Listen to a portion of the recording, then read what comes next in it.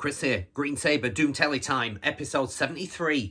And 1991, I promised you this, and this is a very fucking difficult year to do. But anyway, without me waffling too much, let's cut to the chase. Band updates, not many at the moment. CROWSBLOOD, I had to cancel rehearsal this week because I can't make it. So sadly, no CROWSBLOOD rehearsal this week, but back at it next.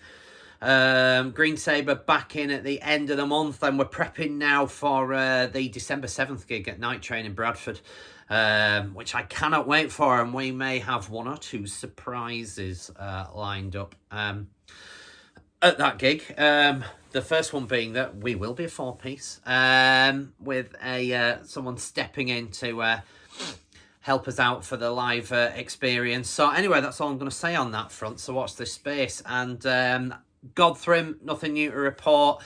Me and Hamish will be getting together soon, though, in order to go through a bit of riffage and stuff like that, and just sort of like I say, starting in earnest now for the next album. So work in progress. So ongoing. Those are the band updates. What have I been up to, though, I hear you ask? Not a lot, really. I've been to a few gigs, though. I went to Orange Goblin and Conan Tuesday gone in Manchester at Gorilla. Bumped into Wendy and Dave. Shout out both of yous too. Great to see you. Me and our kid went to watch that, mainly for Conan, I'll be quite honest with you. And Conan were absolutely fucking immense. What a set. And they opened with my favourite track of theirs, off of their last album. Bludgeoningly heavy set. It was fucking fantastic. Orange Goblin were very good. They're not really my cup of tea, though, I'll be honest with you. They're all right. There's a few tracks here and there that I quite like, and they are tremendously entertaining. They're a great live band, proper high energy live set. But it was a kind of weird. It was the new album, which isn't bad, the bits that I've heard of, and a few like rarities that they don't normally gig. So, to be honest with you, I knew very little of their set on the night. They were very good, but yeah, we were there for Conan, who were fucking tremendous. So that was good. And then Boom, Leeds. If you're watching this on the Monday, last night, the Sunday, at Boom in Leeds, Blasphemer, Malediction, I've forgotten how to pronounce the opening band, but they were fucking ace. Safamel, or Sapa, anyway, what I say. They were brilliant, sort of black and death metal open, fantastic stuff. Then Malediction came next. They had a couple of little technical things. Rich broke a string, I think, for the first time in his fucking life, in opening tune, which was sort of amusing, but he dealt with it very professionally, did Rich, as per. I think the drummer destroyed a cymbal at some point as well. So, but yeah, besides those little technical things, they did a fucking fabulous set. It was great. And Blasphemer, of course. If you've never caught Blasphemer, please do so if you get a chance. They are just methodically brilliant live. No messing. I mean, Dan on drums, he's like a fucking metronome. It makes it look effortless as well. Apart from the wee blast that he was doing at the end.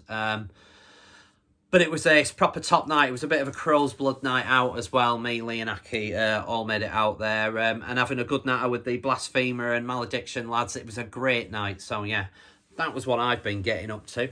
So band updates, my updates, all done. So back to my decade of metal ranking. Where I will remind you again, this was something that Metal Mickey started on his channel, where he gave you like a top 6 from each year, with a glaring omission. I've elaborated because I like to be fucking long-winded, as you well know. So I'm on to 1991. I started my decade of metal in 1987 when I first started getting into hard rock and metal, so I figured that was a good sort of starting point, and I'm going to go all the way through to 1997. Well, we're on to 1991 now, and from 89 onwards, this has been really fucking tricky to get a top 6 from that year. So, besides the glaring omission, I've added almost nearly Rans as such, and 1990 and 91, and probably 92 to a point as well, and 89 are just insanely difficult to whittle it down to a top 6. Insanely difficult. There is so much quality. And 91 in particular, looking at it, I think 91 was 1990 was incredibly difficult. And like I say, on that video, I was thinking, I've missed something off deadly important. I missed this off 1990, which is fucking unforgivable, quite frankly.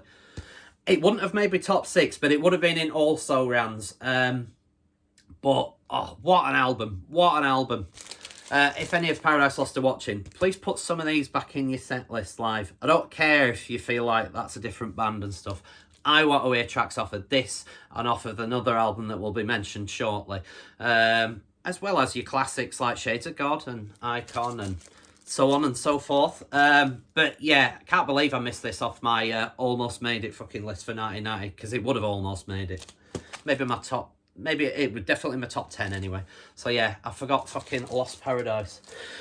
So anyway, that's a roundabout way of me saying just how difficult it is to whittle these down. And 1991, I think, was a seminal year for me. It formed what I am now as a metaler as such, like, anyway, without going too fucking deep about it. There are so many vital and important albums to me that came out in 91.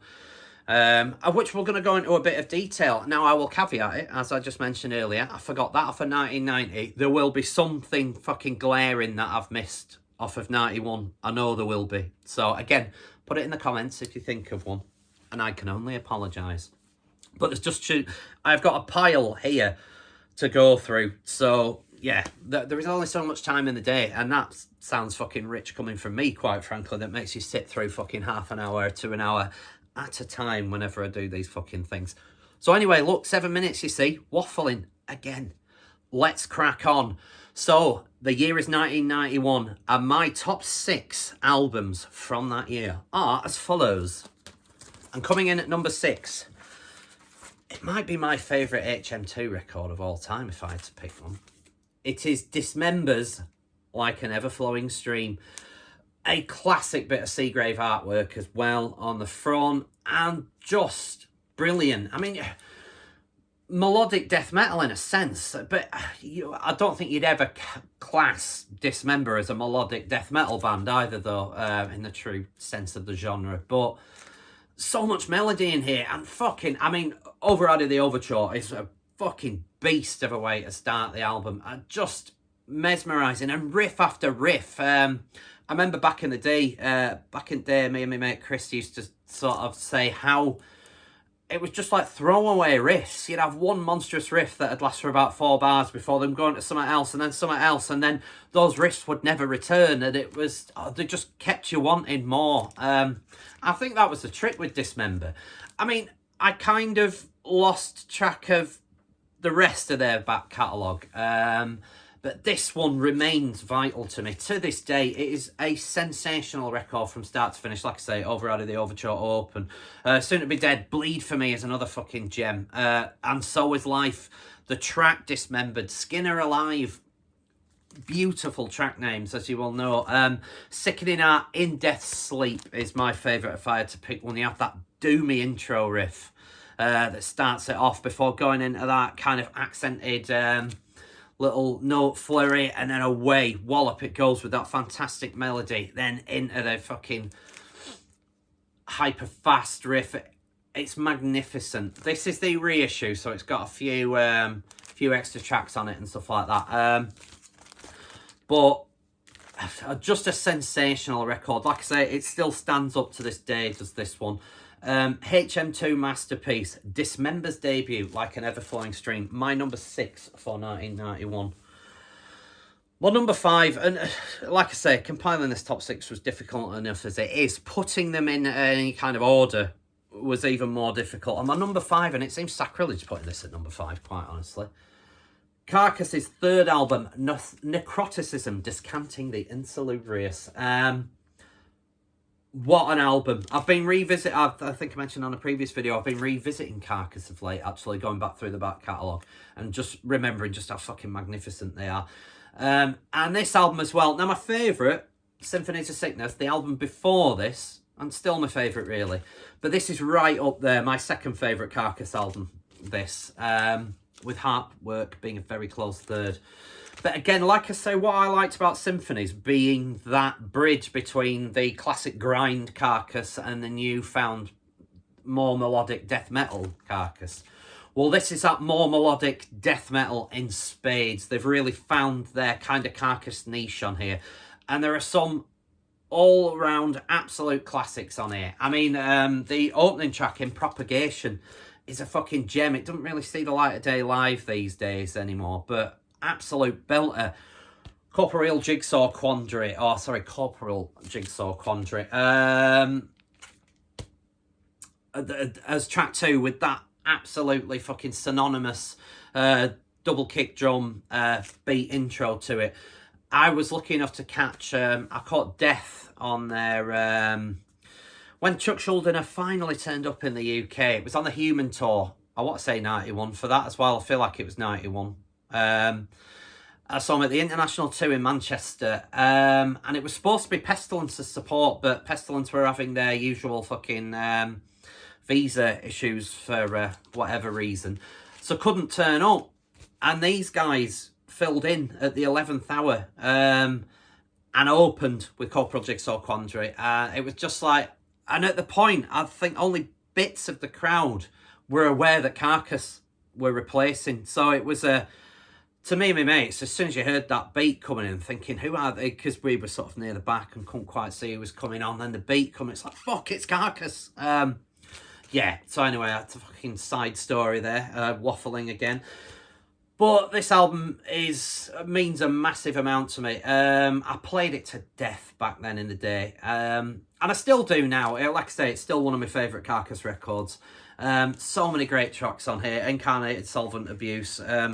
Carnious Cacophony, one of my favourites. Is it Lysergide Composition? I really like that one. Pedigree Butchery as well. It's another fucking gem on here. But it's all killer, no filler. An absolutely classic record. And that's why that's my number 5 for 1991. Carcass's Necroticism. My number 4, and again, this feels just wrong having it at anywhere outside of a top 2, quite frankly. But it is what it is. My number 4, I was just talking about it earlier, is Death's seminal 4th record. 4th album? Yeah. And this is where they turned the technicality up to a fucking 100. I still prefer Spiritual Healing and Leprosy from Death's back catalogue, but do not get me wrong, I fucking adore this record. I think it's fantastic, and some of the musicianship on it is quite frankly breathtaking, and in particular Sean Reinert's drumming on this album. I'm not a drummer, so I don't profess to know how the fuck any of it works, or how any of them actually fucking managed to pull it off, but or why they can be arsed carting all that gear around. But Sean Reinert's drumming on this was just otherworldly. It was like, how the fuck is he doing what he's doing? And like I say, I saw them live. I managed to see him live with his other band, Cynic, as well. And at that Cynic gig, I'm sure he had the kit turned side on. So you were looking at him at the side of the stage, so you could see everything that he was doing. Bit showy offy, but not surprisingly, he was fucking amazing with Sean Reinert. Sadly, no longer with us either. But the musicianship on this and the heaviness of the sound as well. Now, it's a little compressed in places, yeah, but it's so heavy. I remember getting this from a place called, I forget the name of the record shop, but it was in Oldsmar Market in Florida, and apparently all the big guns used to fucking work there. Some record shop in Oldsmar near Tampa. And I went there as a kid on a holiday. We made like a pilgrimage to the record shop, and I bought this on cassette. Because it was out slightly earlier than it was in the UK, if I remember rightly, as well. I don't think it was quite out in the UK at the time. November 1991, anyway, I was over there. I bought this on cassette, played it to death on the holiday, and it was just... I mean, I wore that tape out, and I've wore out various albums and CDs of it as such. It's breathtaking. To a lot of the old school Death fans who prefer your Leprosy and Scream Bloody Gore era, this is where they switched off to Death in reality. It all became very technical, and they did. It just became, and the album that followed this even more so. But this is right up there. I still love this album. No, it's not my favourite, but it is a breathtaking 10 out of 10 record, and of that there is no denying. And that's why that's my number 4 for 1991, Human by Death. My number 3, and this was my number 2, and it flipped and flopped. My number 1 was always fucking sealed in, and most of you savvy ones will have already worked out what my number 1 is for this year. This was number 2 when I did the list, and then it just got punted down to number 3 for reasons that I will go into shortly. My favourite record by this album, by this band, my favourite album by this band, Autopsy's Mental Funeral. There aren't enough superlatives for this record. This, for me, I mean, between this and Severed Survival as their finest hours, and it's really fine, but this is the one that I got into Autopsy properly with, so that is probably the only thing that's pushed it over Severed. And I think the production's a bit more to my liking on this one than Severed is as well. But honestly, I'm splitting hairs really, quite honestly. Where to start? Again, all killer, no filler. I mean, the opening track of this, Twisted Massive Burnt Decay, is arguably Autopsy's finest hour. It's just breathtaking. It is everything that Autopsy do brilliantly, compressed into just over 3 minutes or whatever it is. It's just sensational. I fucking love this record. I love it. And I can't really think of much more to say about it than that. Yeah, it feels like number 3 is wholly wrong for this to sit, but you will see from the other two and my explanation behind them that follow why I had to find somewhere for it. And number 3 is what it is. It's just, I've spoken about this album a lot. My number 1, I'm not going to go into any tremendous detail with, because you're already no doubt bored to fucking death of me talking about that record. And probably also with this one. But an absolutely seismic bit of work, and I still love it to this day. It still gets regular rotation. Autopsy's second album, Mental Funeral, and my number 3 for 1991. My number 2, and was my number 3 up until recently, but the more I thought about it, this album was more important to me. It defined 1991 for me, in actual fact. Even though you're thinking, but hey Kris, you've got a number 1. Yeah, but that came right at the back end of that year. So my number 1 defined more my 1992 onwards, quite honestly. But let's go into that when we go into that. My number 2, this band's finest hour for me as well. It is Paradise Lost Gothic. I was absolutely all about this out. When it hit me like a fucking freight train when I first heard it. It was the first thing I heard by Paradise Lost as well. Yeah, Lost Paradise, their debut, had already come out, but this was my first introduction to this band. And it was seismic, like I say. It was just... What I love about this album is Paradise Lost have never done anything before, nor had anyone else, or since, that has this atmosphere and this vibe that this album's got. It's just... breathtaking. It really, really is. I was lucky enough to catch them at Damnation. There's my little wrist tag. Damnation in 2021, I want to say. When they did the... Yeah, of course it was 2021. They did the 30th anniversary of Gothic. And it was brilliant, but they didn't have the guitars at the same tuning. The whatever, the B or whatever it is for this album anyway. It's low, and they weren't that low live, but... Again, I'm picking. It was still magnificent. This album means everything to me, and did mean everything to me. I mean, if you look at the inner there, I absolutely got Nick there at the front. I was all about Greg. I wanted to be Greg. I probably still do. But I just absolutely idolised at the Church of Greg McIntosh. I loved what he did. I feel like I've explained this on another video, but what he did on guitar was not any technical chops for the most part. I mean, he is technically a great guitarist. Let's get that out there. But what he did was just, it was his use of harmony, and they were different. They were sort of like, I suppose if you're a musical purist, what he did a lot of the time with his harmonies didn't sort of sit musically. So, oh, you can't do that. You can't go there with that. But he did, and I fucking loved it. Those ethereal harmonies that he put over it, and that was what was Paradise Lost sound. that's what I latched onto, and I so desperately wanted to be him, to the point of almost sort of trying to dress the same. And yeah, I had the hair back then as well. Them were the days. I was a slightly portlier version though of that, but yeah, this album was absolutely everything to me. This is the red vinyl, second issue, I want to say, of the album. But besides that, just a magnificent record. Yeah, it defined me. It defined 1991 for me. It did that when I first discovered it. And yeah, I just, everything was about Paradise Lost from that sort of point onwards. It still stands up today. I mean, it's weird. I think if you talk to the band, they'd probably tell you that they don't feel that it does stand up. I think it fucking does. I mean, you've got tracks, the title track, Gothic, Dead Emotion. You've got Rapture, another classic. The fucking, I forgot, it's Eternal, isn't it? Yeah, the big hit, if you will, off that album. Falling Forever, which was always the one that I felt was filler, but I've learnt to love. There's some fucking great riffs in that. Angel Tears, Silent, I love. Silent's one of my favourite on here. The Painless. It is magnificent. It's an album without fault, but it comes in at my number 2 for 1991. Because, number 1, this came out. Now, I won't bore you to death when we're talking about it again. And there's probably lots of you now thinking, what is it about this, Kris? Because most of you probably don't quite get my my love of it. I mean, I've got like 2 versions of the CD. I've got the original press there. I've got the reissue there. I've got the picture disc of it here.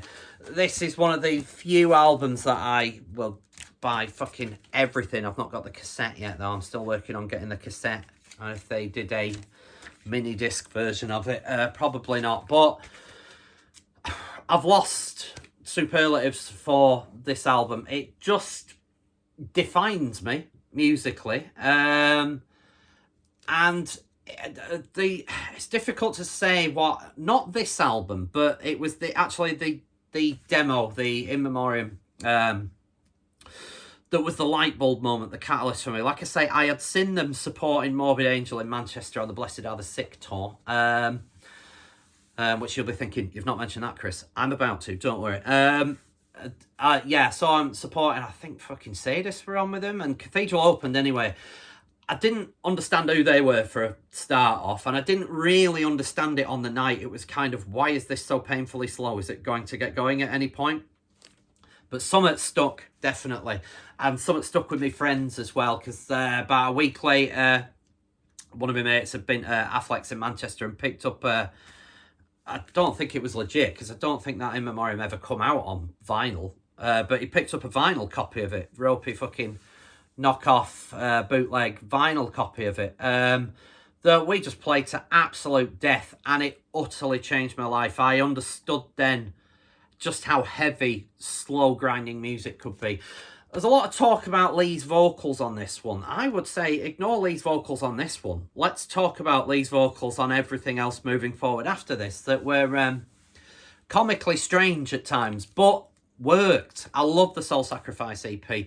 I love the Ethereal Mirror album. I love the Static Magic EP. After that, as I've alluded to earlier, once Adam left the band, I don't know, something went with him that never returned to Cathedral. Probably the harmonies. That I really, really miss. And Cathedral were never the same again after he left for me. But this album is an absolute blueprint. When I created Green Sabre, this was number 1 on my fucking agenda to rip off. Oh, well, not rip off, just pay homage to. And there's probably some of you sat there thinking, you did rip it off, you bastard. But the album means absolutely fucking everything to me, and has defined me. It still stands up today. I think it's Lee's finest vocal performance for Cathedral as well on there, because there's a gruffness to it with just a hint of melody floating in, but it works perfectly with the atmosphere that album creates, that works with the album's artwork, and it is faultless. It's an album without fault. Every aspect of it is perfect, and that's why it's my number 1 for 1991. Let's mention some worthy contenders as well, because we're at 25 minutes here, and I was trying to keep this under half hour. But there's too much to talk about. So, Almost Made It's my favourite Atheist record. Unquestionable Presence. What an album. I mean, we were talking about Death earlier for technical wizardry. This trumps that in spades. I mean, it's just fucking insane jazz fusion, like fucking timing sequences on it. And Atheists really were the fucking kings of that technical death metal at the time. And what an album. It's just fucking, again, there's no bad tracks on this. It's faultless. It's a classic album, but did not quite make my top 6. This band, that really important to me, and I don't think any of their albums have made any of my top 6s, which is sacrilege, but again, possibly my favourite, of Bolt Thrower's back catalogue, Warmaster. Another gem, slightly slower. They've taken on more of that sort of slower approach in this album, and it's all the better for it for me. I just think it's fucking magnificent, and this is where Bolt Thrower's sound really, truly became defined for me. I mean, the Fourth Crusade that followed it is another fucking gem, and Realm of Chaos that preceded it is fucking magnificent. But yeah, this is an album without fault, but didn't quite make my top 6. Another album without fault, Corrosion of Conformity's Blind. An album that gets unfairly forgotten about for me. Yeah, everyone talks about Deliverance, which is a seminal classic album. But this is just as good for me.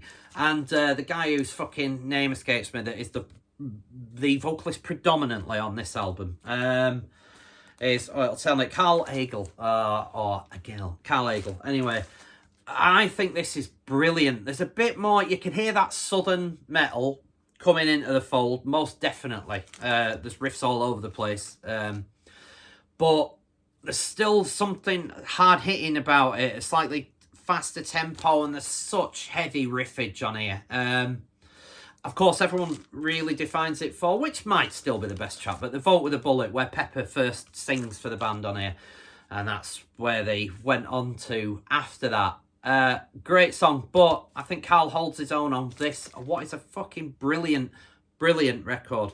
Almost equal first in Corrosion's back catalogue for me as well, personally. Cancer, their finest hour.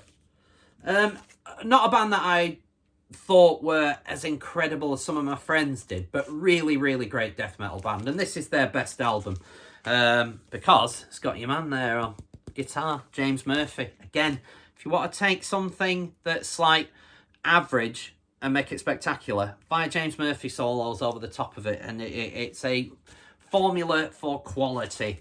But yeah, another great album. Was never threatening my top 6, let's be honest, but a great one. This album, that very, very now I haven't got the album, the eagle-eyed of you will think, that's the single, Kris. Yes, it is. I've not got the album, sadly. I did used to have it, but I would have to sell a kidney to buy that. I'm hoping that Earache will reissue it at some point, and I'll pick it up. But Confessors Condemned, I'll probably insert an image down below, just so you can see what the album cover did look like. But yeah, I figured I've got the single, so, but yeah, this album absolutely resonated with me. The pure straight up doom of it, the incredible vocals that were a bit chalk and cheese for a lot of people, but I loved his soaring, screeching vocals that he put over it, clean vocals as well that he put over the top of it, and those timing sequences that were just fucking played mental in places. But what a band, what an album. Confessor Condemned didn't quite make my top 6. This Entombed's second album, Clandestine, a fabulous album, but again didn't quite make me top 6. Because of the vocal, I've discussed this before, but because of the vocals, I think it's the vocals I'm not hugely keen on that make this a 9 out of 10 as opposed to a 10 out of 10 album for me. But riff-wise, it's spectacular, but it's not as good as Left Hand Path. So that's just my 10 pennies worth on there. Malevolent Creation, The Ten Commandments, their debut masterpiece. Their best album still for me as well. But really, elements of thrash in there, but straight up death metal as well. Just a fabulous, fabulous fucking record. And yeah, me and my mates played this a lot back in the day. Great, but not perfect. This album, this was never threatening but you can't mention 1991 without covering it. If you can just see it there. The Black Album, Metallica. Did not fucking like this at first. I remember it felt like a sellout to me. But I'd grown up with Justice and Puppets and Ride the Lightning and the Garage Days EP. So then when this come out, it just felt really diluted. It was the drummer, Bride from Green Sabre, that got me to appreciate it. It's like, no, listen to it. And then I got in more of the deeper cuts, like Struggle Within and Of Wolf and Man and My Friend of Misery. And all the stuff at the back end of the album that... It was getting into them that converted me to appreciate that. And yeah, this is Metallica's last good album. It's not a great album like the first four, though. But it is a good album. And you can't really mention 1991 without covering the Black Album. Can't mention it without covering this either. This is a reissue. I did used to have the original, but sadly not anymore. Pestilence. Great album. Pestilence went technical. This is where Patrick Marmelli started doing the vocals on this as well. Replacing Martin Van Drunen, who was the best vocalist for Pestilence. Let's get that out there. This isn't as good as the album that preceded it, Consuming Impulse. Consuming Impulse is fucking perfect.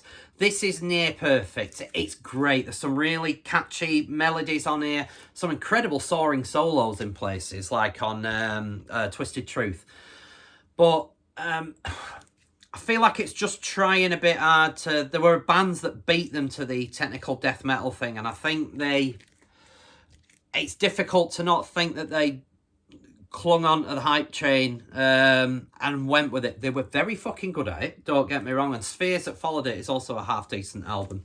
And this is really, really good. Again, I listened to this to death back in the day. I loved it. But it didn't quite make my top 6. This didn't quite make my top 6.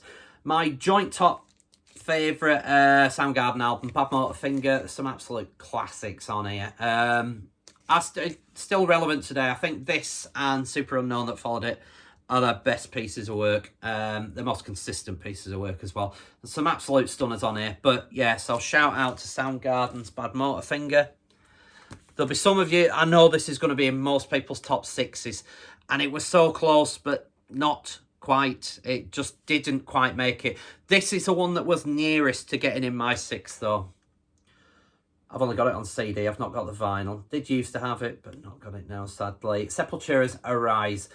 Beneath the Remains is still my favourite album of theirs, but this is just near perfect, quite frankly. I think it's a mesmerising album. I loved it when it come out. Still love it now. Brilliant. I mean, Schizophrenia is a great album, but Beneath the Remains is perfect, and this is just behind Beneath the Remains as my second favourite Sepultura album. It's brilliant, but sadly did not quite make my top 6. It didn't, and I can only apologise. Worthy mention of this as well, my friends in Skyclad. Bride, drums of GODTHRYMM is brother Dave, who wasn't on this album, but our good friend Keith Baxter was on drums. Rest in peace, Keith, sadly no longer with us. This is a seminal album, and it's still my favourite Skyclad album if I had to pick one, because it's got my favourite Skyclad track on it, Terminus, last track. If ever I go and see him live, and I missed him this weekend, I couldn't get to either of the fucking gigs. They played Sheffield, which is an hour's drive for me, and I couldn't finish what I was doing on Saturday to get there in time. And Sunday, I had other commitments, but they played Newcastle with Skiltron as well, which I wanted to go up and see, but Newcastle's like 2.5 hours in the fucking car for me, and it would have been a long hike back. I've got quite a busy week at work, so it didn't happen. But yeah, my favourite, I keep telling it, say, play Terminus live. I know that they won't, because it's a Martin Walker extravaganza, and Martin ain't coming back to the fold anytime soon. So, and, you know, nor should he as such, like Kev's brilliant vocals at Skyclad at the minute. But yeah, my favourite album of theirs, a seminal bit of work. Of course, your two guys from Satan, Stephen Bean. But a worthy mention, other worthy mentions, which I've just realised I forgot to fucking dig out because I've got it as part of a box set back there. Image inserted, Type O Negative's debut, Slow, Deep and Hard, immense record. Very, very close to my top 6, but not quite. So shout out to that. And other ones that I don't have physical of currently. Crowbar, the Obedience album. Absolutely bludgeoning piece of work. Love this fucking album. But yeah, no cigar, sadly. It was, but very close, but no cigar. So shout out Crowbar. Cannibal Corpse with the Butchered at Birth album. Not my favourite of theirs. Very close, but just ever so slightly samey, this record, compared to other ones. But a notable mention. So, right, fucking 35 minutes. Right. My glaring omission. And I've mentioned this to friends that I no doubt upset all the time. But my glaring omission is this from 1991. Image inserted. It is Massacres from Beyond. For a lot of people, an absolute death metal staple. And I find it difficult to argue with that sentiment. And I did love it back then, and I still have a soft spot for it in a way now, but with a few caveats to that. I did used to have the vinyl as well. I had the vinyl that had the 7-inch that came with it. Sadly, no more. And I don't love it enough to pay the prices that the original is going for these days either. I know it got a reissue, didn't it? So I might at some point pick it up as a reissue. But it's not an album that I'm prepared to spend a lot of money on. For several reasons. Yes, it's a seminal death metal classic. The cover, however, is one of... I mentioned on the previous video, Ed Repka's fucking hits and misses. This is a fucking miss. There's like a fucking... demon carrot or whatever it is on the front cover. It looks fucking stupid. I know it's a homage back to a sort of classic sci-fi type era thing. Fair enough, but it's a shite cover. I've never fucking liked the album cover. My problem with it is much like my problem that I had with Leprosy. Rick Ross is rightly connected with some classic albums from the death metal era, and he has deserved his place in the sun on that one. But if I never hear a Rick Ross whammy fucking off solo again, I'm not going to lose any sleep. I just find them tiresome. And once you've heard one, you've heard them all. That just on everything. They never fucking changed. I maintain that you could transplant any Rick Ross solo from any song into any of the songs that they're on, and you wouldn't notice the difference, for me, personally. And, you know, I know that sounds horrible, but... I just found that whammy solo thing that he did grating, and I couldn't get past it. Also, the guitar tone on this album, it is so chunky and crisp at the same time. There's a sort of... It's almost a parody of like a chunky metal guitar sound. It's so... I can't think of the word to describe it, but I find it quite difficult to listen to after a while. It's... Yeah, it's a very... just that whatever the fucking word is that I'm looking for. But yeah, I find it quite a difficult listen to after a while. Some of my friends that think that's one of the qualities of the album is that amazing guitar tone. I wouldn't use the word amazing. But also, ultimately, it's the songs. Now, they kind of, when they talk about this, they're quite happy to sort of say that, hey, all these were songs from like 85, 84, 85 that we resurrected because Earache wanted... At the time, you may not remember, but as I alluded to slightly earlier, Death was supposed to tour Spiritual Healing in Europe. Chuck didn't go, but at the 11th hour, Bill Andrews and Terry Butler decided, no, we're going to honour this tour and go. They were dead to Death at that point, to Chuck, like, because they'd kind of gone and played Death without him being there. And it isn't Death without Chuck, let's be brutally fucking honest on that one. So they'd have been better off staying at home, quite honestly. But they came and did that tour, which was them two and two roadies, and they did sound shit. I remember being so disappointed at that gig that I saw them at Queen's Hall in Bradford, Support to Creator. Because it wasn't Death, it just sounded like some... sort of tribute act had gone up and just say, right, just play a few tracks off of Leprosy and Scream Bloody Gore, and not very good versions of either. But yeah, so it was out at the time that they'd been booted out of Death, so I think Earache latched on and thought, hey, you used to have that band with your other man out of Death, Cam Lee, reprise that. So they did, but didn't write anything new for it. I think they were all old tracks, and they sound old to me. They sound really fucking old. They sound like tracks from 1995 from a band that was playing in the garage. So there's no real I'm not asking for technicalities. I'm not, you know, death metal done well is simple at best. But these are overly simple. There's some very cheesy riffs to me, and it doesn't stand up. It's not aged well, and it never really sat well with me back in the day either. Yes, it is something that I would have back in the collection, as crazy as that sounds, because it's not horrendous. It's just not great, and it's talked up way, way, way too high as a death metal classic for me, because it isn't. But that's why Massacres from Beyond is my glaring omission. I'm sure there's lots of you that will argue with that. Right, 40 minutes, let's fucking wrap this up. So, that was my 1991. It's gone on for this long because you could see how difficult it is to try and whittle that down to anywhere near a fucking 6. Most of you will largely disagree, and I think that's where you were musically at the time, which is why you will disagree with it, or what you've come into later on. But, hey, it's healthy to disagree, kids. So, thank you for watching. Sorry, voice is going. Thank you for all the new likes and subscribes that I've had.